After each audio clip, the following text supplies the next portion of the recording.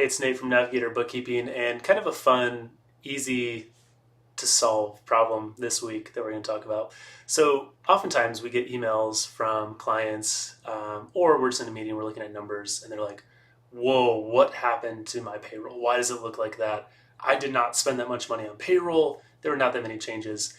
Simple explanation. Most businesses have 26 payrolls in a year rather than the 24 that you would think, right? Because we're on biweekly payroll. What that actually means is that twice a year there's a month with 3 payrolls instead of 2. So if you're on biweekly payroll, this will happen to you.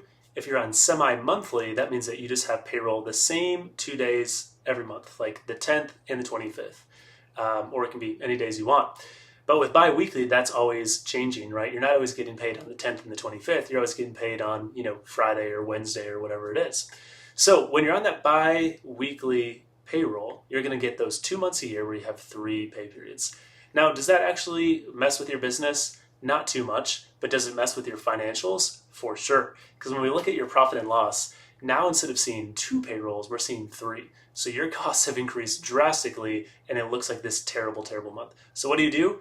You don't actually need to do too much, but it's something that you need to be aware of and that your bookkeeping team or your CFO team or whoever looks at your numbers needs to be aware of, so that when you're running through the numbers every month, you're saying, all right, we got 3 payrolls here. It looks bad. It's not actually that bad. Let's remove one of those payrolls, not actually in the books, but just let's remove them and see what the operating of the business actually looks like without that.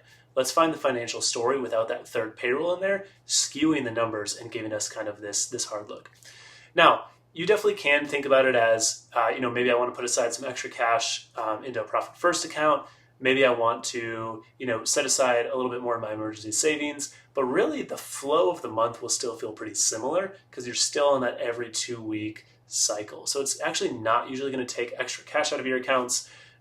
It may just feel like it when you're looking at those financial statements on that side. So just a quick FYI video for you this week. Pretty easy. Be aware of those 3 pay periods. If you don't want to deal with this, for example, I hate this on my financials. I do not do this. I don't do biweekly payroll because of this, because I hate 2 months out of the year looking terrible and the other months looking like overly good.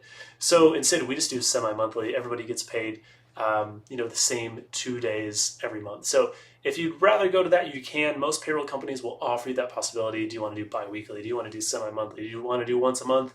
You can do whatever you want. So if you want to get out of that cycle, feel free to do that. Again, it's probably not going to change anything as far as your financials go. It just makes reading them a little easier, and it makes it a little bit more consistent when you're looking at that profit and loss by month and all the numbers on that side.